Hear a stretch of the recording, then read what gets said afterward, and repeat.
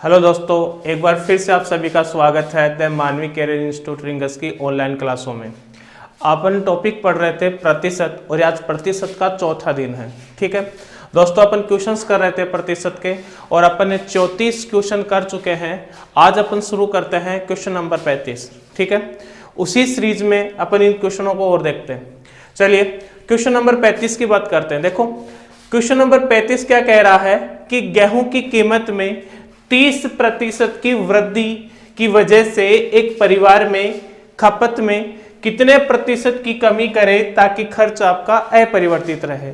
मतलब यहां पर भी वही तीन बात कर रहा है कि देखो, सबसे पहले बात कर रहा है वो कीमत की, कीमत के बाद बात कर रहा है वो खपत की और उसके बाद बात कर रहा है वो खर्च की। वो कह रहा है कि आपकी कीमत को बढ़ाया जा रहा है। क्या कर रहा है? कीमत को बढ़ा रहा है। और खपत में आपसे क्या पूछी है? कमी। ठीक है, और यह कह रहा है कि जो अंतिम जो खर्च है वो आपका क्या होना चाहिए? अपरिवर्तित होना चाहिए। क्या होना चाहिए भाई? अपरिवर्तित। तो आप सभी जानते हैं कि अगर वस्तु की कीमत में आप परिवर्तन करेंगे तो इफेक्ट किस पे आएगा भाई साहब? खर्च पे। और अगर खपत में परिवर्तन करेंगे तो भी इफेक्ट किस पे बनेगा? खर्च पे। तो सीधी सी बात है, इन दोनों का परिवर्तन हमें किस में देखने को मिलेगा? खर्च में। तो यहां से देखो अपन सोल्व करते हैं क्वेश्चन को।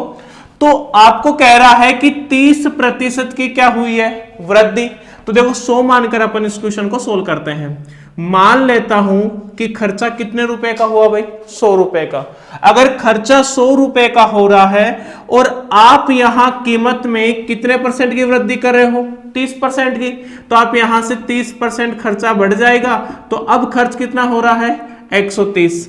तो पहले तो आप कह रहे हो कि पहले 100 रुपए खर्च हो रहा था, फिर कीमत में 30% की वृद्धि हुई तो यह खर्चा 130 हो गया। देखिए कीमत में तो बढ़ा दिया, अब खर्चे को आपको क्या चाहिए? अपरिवर्तित। अगर खर्चा आपका अपरिवर्तित चाहिए तो सीधी सी बात है, पहले खर्चा 100 रुपए हो रहा था तो आपको अभी भी 100 रुपए चाहिए। तो कीमत को बढ़ाया तो खर्चा बढ़ गया। अब खर्चे को वापस कम करेंगे तो 130 से कहां पर जाएंगे भाई? 100 पे। 130 से 100 पर जाएंगे तो सीधी सी बात है, कितने रुपए की कमी करोगे? 30 रुपए की। और कहां से कमी करोगे? 130 से। तो आधार आपका 130 बना और प्रतिशत निकालने के लिए किससे गुणा कर देंगे भाई? 100 से। तो आपका यहां से आंसर बनेगा, 0 से 0 कैंसिल आउट कर दीजिए, 300/13। 300/13 का मतलब हो गया 23 से ही 1/13%। भाई 300 में आप 13 का भाग लगाओगे तो 23 भाग पूरा चला जाएगा, एक शेषफल बचेगा और भाग किसका लगा रहे हो? 13 का। तो आपको खपत में जो कमी मिलेगी वो कितनी मिलेगी? 23 से ही 1/13%। तो उम्मीद है दोस्तों आपको ये चीज समझ आई होगी। अगर अपन इसको दूसरे तरीके से देखें तो यहां से भी बात कर सकते हैं अपन। देखिए यहां पर देखिए, आपको कह रहा है कि 30% की वृद्धि हुई है। 30% की अगर वृद्धि हुई है तो इसका भिन्न का मान निकालिए। भिन्न का मान निकालेंगे 30/100 और आप कहेंगे 3/10। मतलब आप ये कह रहे हैं कि पहले खर्चा कर रहा था 10 रुपए और इस 10 पर आपने कितना बढ़ा दिया? 3। तो पहले आप खर्चा कर रहे थे 10 रुपए और अब 10 पर 3 आपने बढ़ा दिया तो इसका खर्चा कितना हो गया? 13। अब देखो 13 से वापस खर्चा अपने को किस पे लाना है? 10 पे, क्योंकि खर्च तो आपका अपरिवर्तित होना चाहिए। तो 10 से वो 13 हुआ तो 13 से वापस क्या बनाना है? 10 बनाना है। तो 13 से आप 10 बनाएंगे तो यहां कितने की कमी हो गई भाई? 3 की। अब 3 की कमी कहां हुई? 13 पे, तो /13 और गुणा 100% बनाने के लिए। तो आपका फाइनल आंसर बनेगा 23 से ही 1/13% जो खपत में आपकी क्या रहेगी? कमी। तो उम्मीद है दोस्तों आपको ये चीज समझ आई होगी। इसी क्वेश्चन को मैंने इस नेक्स्ट क्वेश्चन में इस प्रतिशत के रूप में लिया है। तो यहां भी आप चीजों को आसानी से ही कर सकते हो। देखो क्वेश्चन नंबर 36 पर अगर अपन बात करें तो बिल्कुल सेम क्वेश्चन है, केवल परसेंट चेंज है। मैंने यहां 30% दिया है, यहां पर मैंने बताया 37 से ही 1/2%। तो देखिए चावल के भाव में 37 से ही 1/2% की क्या हुई भाई? वृद्धि। अगर वृद्धि हो जाने पर गृहिणी किसमें कमी करेगी? खपत में। तो गृहिणी खपत में कमी करेगी ताकि क्या हो, खर्च अपरिवर्तित। तो सीधी सी बात है, आप 37 से ही 1/2% को 37 से ही 1/2% को किस में बदलोगे भाई, भिन्न में। और आप सभी जानते हैं कि इसका मान होता है 3/8। अब देखिए यहां पर आप वृद्धि कर रहे हैं तो 8 पर कितना बढ़ा रहे हैं आप, 3। तो पहले खर्चा आपका 8 था और इस पर आपने 3 बढ़ा दिया, तो अब खर्चा कितना हो गया भाई, 11। भाई 8 में 3 जोड़ोगे तो कितना रह गया, 11। लेकिन आप चाहते हैं कि खर्च तो क्या है, अपरिवर्तित, तो 11 से वापस कितने पे आना पड़ेगा, 8 पे।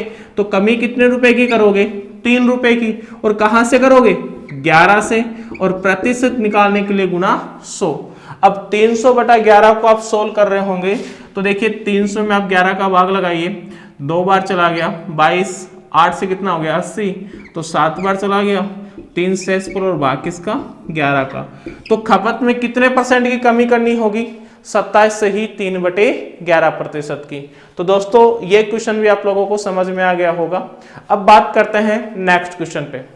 देखिए नेक्स्ट क्वेश्चन में मैंने थोड़ी सी चेंजिंग डाली है। मैंने कहा कि कीमत घट गई, अगर चीनी की कीमत 30% घटती है तो खपत में वृद्धि कितने की होगी, ताकि जो खर्च है उसमें कितने % की कमी हो, 10% की।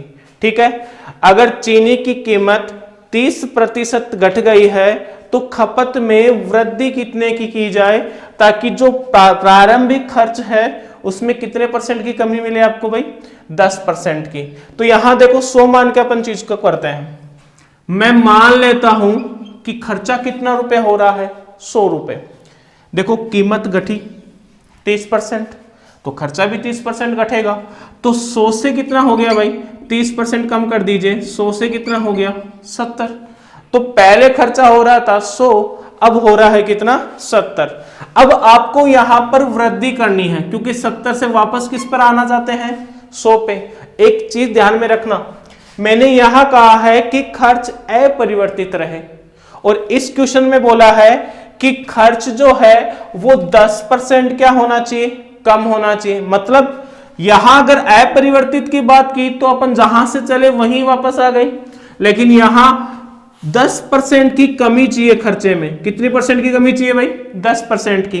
तो 10% की कमी चाहिए तो अपन 100 से 70 तो आ गए, लेकिन 70 से अपन 100 पर नहीं चलेंगे, बिल्कुल भी नहीं चलेंगे, क्योंकि अपने को यहां प्रारंभिक खर्च कितना कम मिलना चाहिए।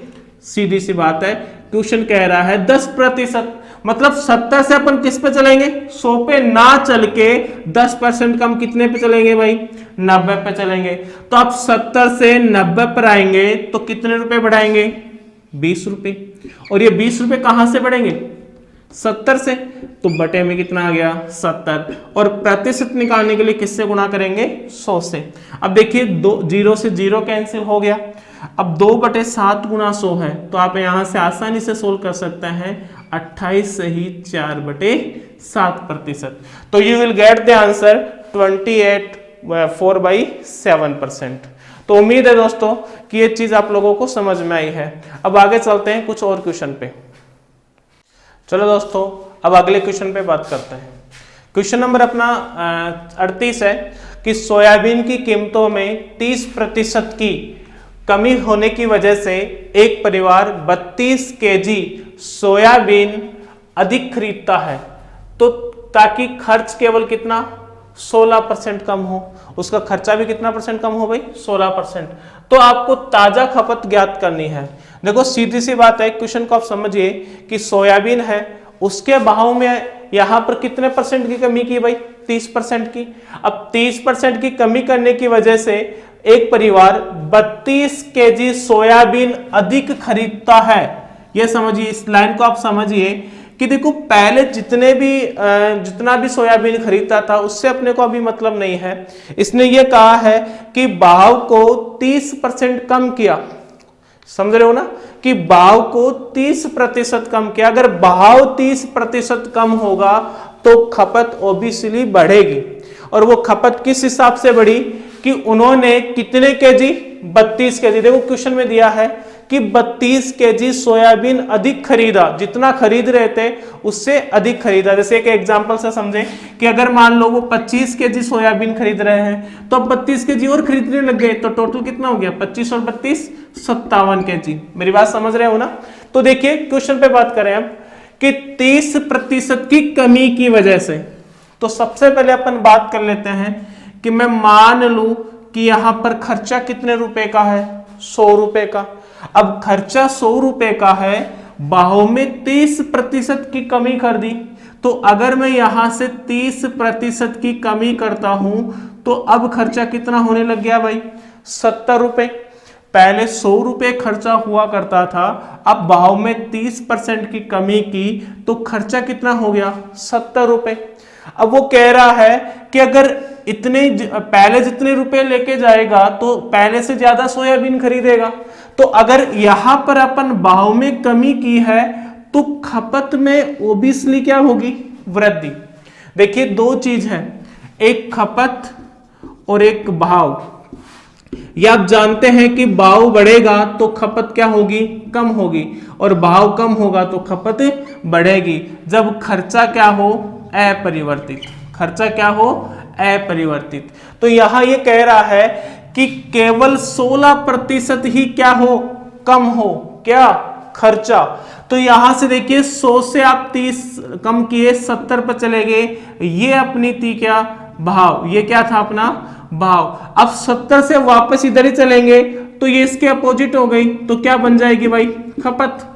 अब ये कह रहा है कि 16% कम हो, तो मतलब 100 था, 100 से 16% कम का मतलब कितने पर होना चाहिए भाई, 84 पर होना चाहिए। तो सीधी सी बात है, पहले 100 से 70 पे गए, अब 70 से किस पर आएंगे, 84 पे, क्योंकि ये क्वेश्चन में ही कह रहा है कि भाव कितना परसेंट कम कर रहा है, 16%। तो देखिए ये खपत की तो बात है, अगर ये खपत की बात है तो 70 से कहां चल रहे हैं, 84, तो कितने की वृद्धि की भाई, 14 रुपए की। ठीक है, अब 14 की वृद्धि कहां से की है भाई, 70 से, तो 14 बटे क्या आ गया, 70। देखिए अगर आपको ये प्रतिशत मान पूछा होता, ट्यूशन में क्या पूछा होता, प्रतिशत मान। अगर प्रतिशत मान पूछा होता तो गुणा 100 कर देते, फिलहाल इसने क्या पूछी है, ताजा खपत। तो देखिए 14 बटे 70, 14 बटे 70 को आप यहां से सोल्व करेंगे तो 1 और ये कितना हो गया भाई, 5, तो 1/5 हो गया। ठीक है, अब 1/5 में देखो ये 5 जो है ना, वो तो हमेशा कौन सी खपत होती है, वास्तविक खपत। कौन सी खपत होगी, वास्तविक खपत। और यहां पर ये वृद्धि हो रही है तो यहां पर ये क्या होगी, खपत में वृद्धि। तो पहले वो 5 की खपत करता था, आजकल वो कितने की खपत करने लग गया, 1 की वृद्धि होके जो अंतिम खपत है वो कितने की हो गई भाई, अंतिम खपत हो गई 6 की। ठीक है, लेकिन यहां क्वेश्चन में क्या कह रहा है कि कितनी सोयाबीन अधिक खरीद रहा है, 32। कितनी सोयाबीन अधिक खरीद रहा है भाई, 32, और यहां पर वृद्धि वो कितने की कर रहा है, 1 की। तो आप कहेंगे कि 1 बराबर 32 है तो ताजा खपत कितनी है, जो अंतिम खपत होगी वही ताजा खपत होगी। तो 1 बराबर 32 आप लिखेंगे तो 6 बराबर कितना लिख देंगे, 32 गुणा 6, 192 केजी। तो यहां से आपका आंसर बनेगा 192 केजी। ठीक है, तो उम्मीद है ये चीज समझ आ गई होगी। एक बार वापस से मैं रिपीट कर देता हूं क्वेश्चन को, कि कीमत में कमी, तो परिवार ने 32 केजी सोयाबीन अधिक खरीदी, और ताकि खर्च केवल कितना हो, 16% कम हो, तो ताजा खपत आपको ज्ञात करनी थी। तो मैंने यहां खर्चा 100 रुपए माना, भाव में 30% की कमी की तो 70 हुआ, फिर 70 से वापस मैं खपत को बढ़ा रहा हूं, लेकिन 16% की कमी के कारण मैं 100 पे ना जाके कितने पे जाऊंगा, 84 पे जाऊंगा। तो 70 से अगर 84 पे गया तो यहां से 14 की वृद्धि हुई, और वृद्धि कहां से हुई भाई, 70 से हुई। अब 70 और 14 को काटे तो यहाँ 1 और यहाँ कितनी बार, 5 बार। अब यहां से देखो ये जो होती है वो वास्तविक खपत होती है, 1 जो है इसकी वृद्धि है, तो पहले वो 5, फिर उस पर 1 पर वृद्धि तो 6, तो अंतिम कितनी हो गई, 6। अब क्वेश्चन कह रहा है कि 32 केजी वो अधिक खरीदता है, और यहां पर वृद्धि आपको कितने की मिली, 1 की। तो ये 1 कितने के बराबर होगा, 32 के बराबर, तो ये 6 कितने के बराबर हो गया, 32 गुना 6 बराबर 192। चलिए दोस्तों अब अगले क्वेश्चन पे बात करते हैं। क्वेश्चन नंबर 39 है, बाजरे के मूल्य में 20% की वृद्धि हो जाने पर राजू 600 रुपए में 5 केजी चीनी कम खरीद पाता है। तो यहां इस क्वेश्चन में आपसे 4 क्वेश्चन और पूछेगा। पहला होगा कि आपको वास्तविक खपत ज्ञात करनी है, दूसरा आपको अंतिम खपत ज्ञात करनी है, तीसरा प्रारंभिक भाव ज्ञात करना है और चौथा अंतिम भाव ज्ञात करना है। देखो इस क्वेश्चन में, इन चारों क्वेश्चन में से कोई भी आपसे क्वेश्चन पूछ सकता है। तो पहले क्वेश्चंस के कंसेप्ट पे अप्रोच बनाएंगे, फिर अपन इसका सॉल्यूशन देखेंगे।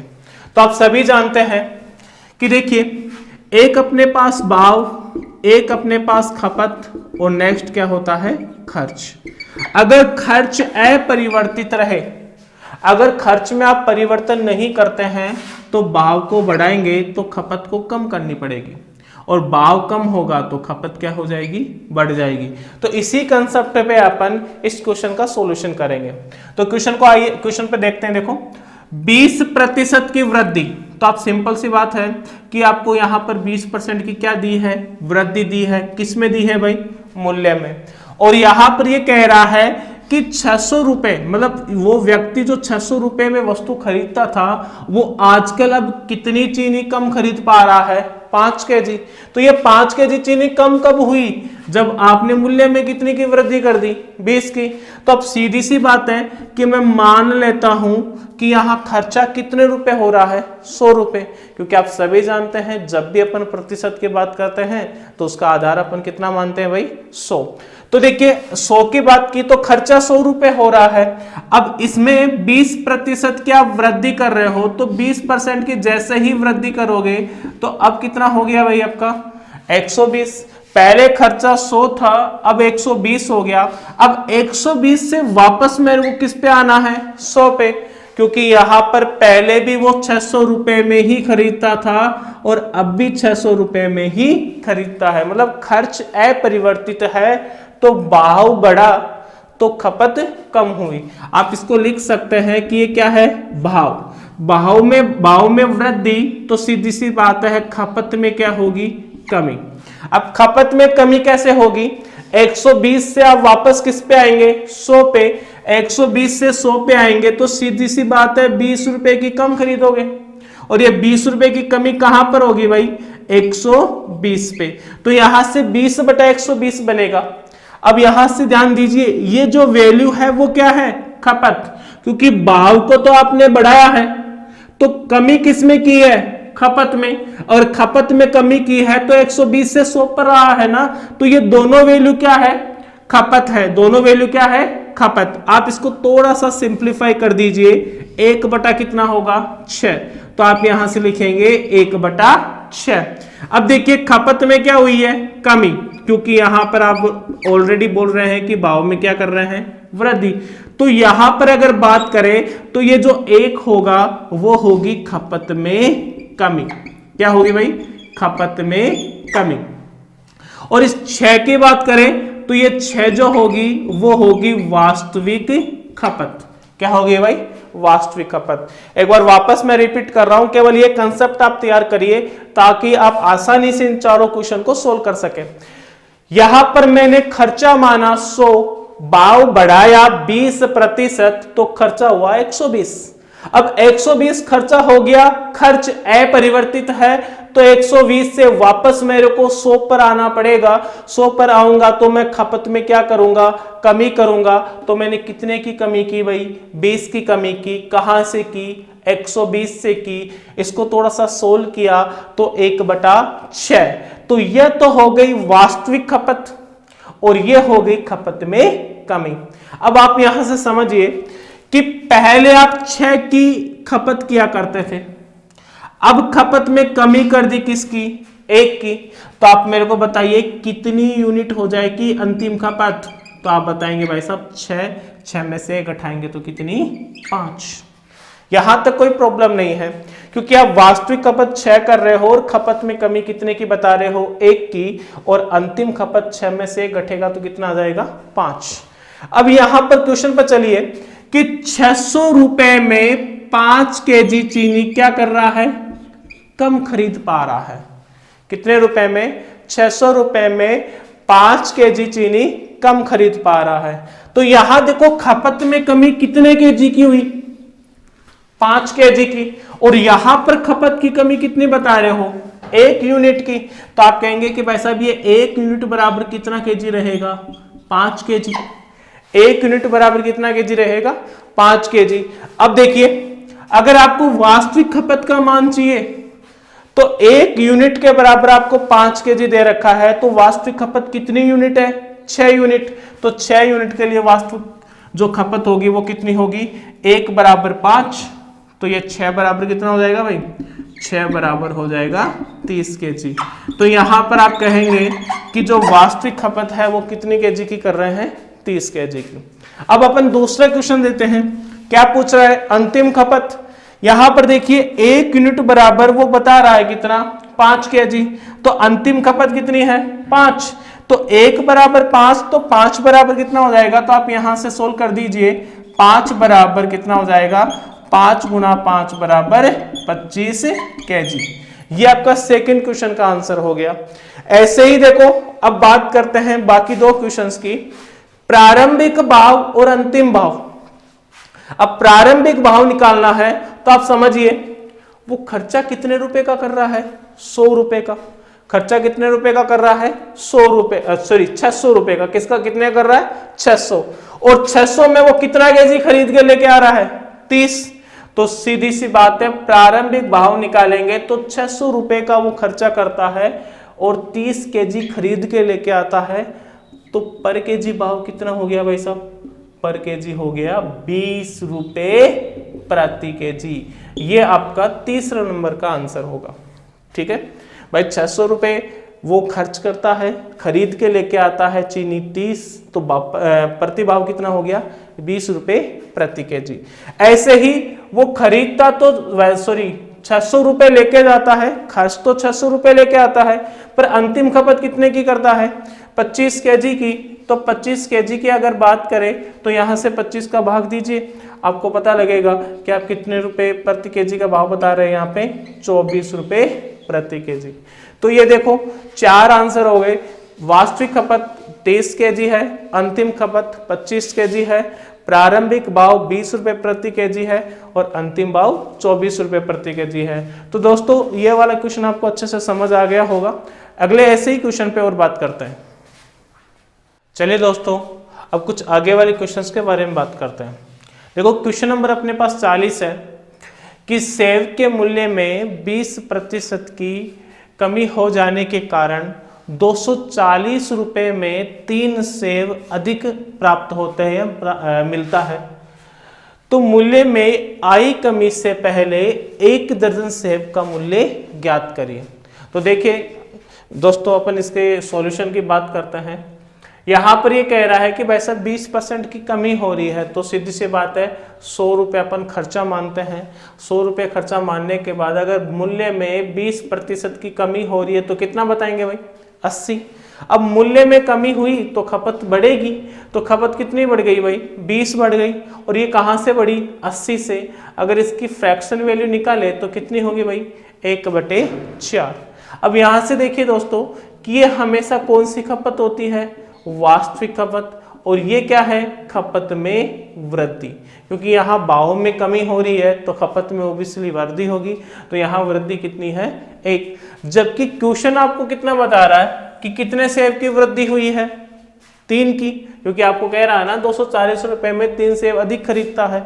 तो यहाँ पर 3 की वृद्धि है और यहाँ कितनी यूनिट है? 1 यूनिट। तो आप कहेंगे सर कि 1 यूनिट बराबर 3 सेब है।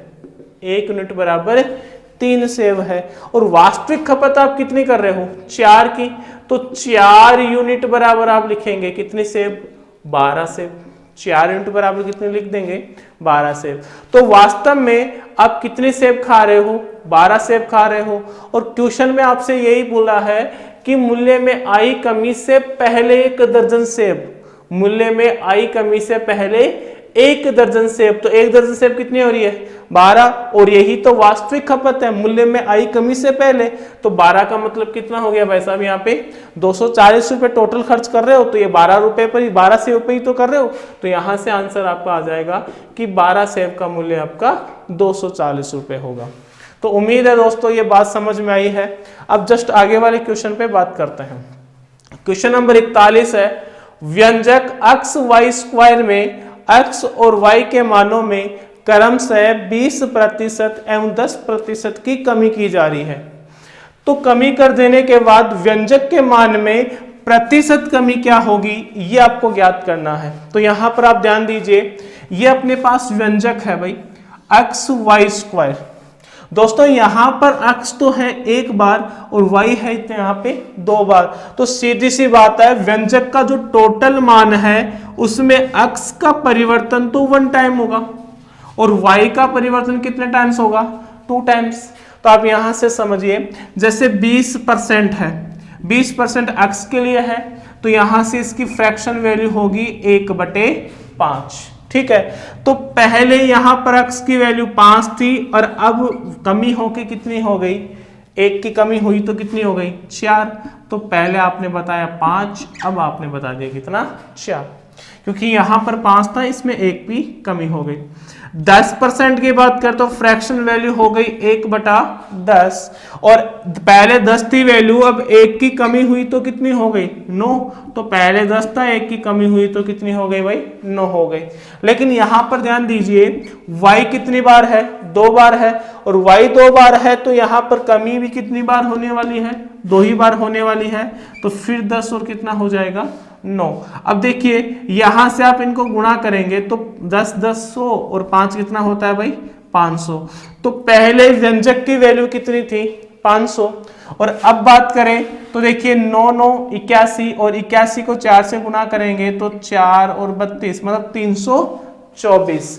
तो पहले व्यंजक की वैल्यू 500 थी, अब हो गई 324। तो 500 से 324 जाते हैं तो कमी करनी पड़ेगी, और कमी कितने की होगी भाई, यहां पर आप कहेंगे कि वैसा 176 की कमी हो गई। ठीक है, अब 176 की कमी कहां से हुई है 500 से हुई है, तो बटे में 500, प्रतिशत निकालने के लिए कितना लिखोगे 100।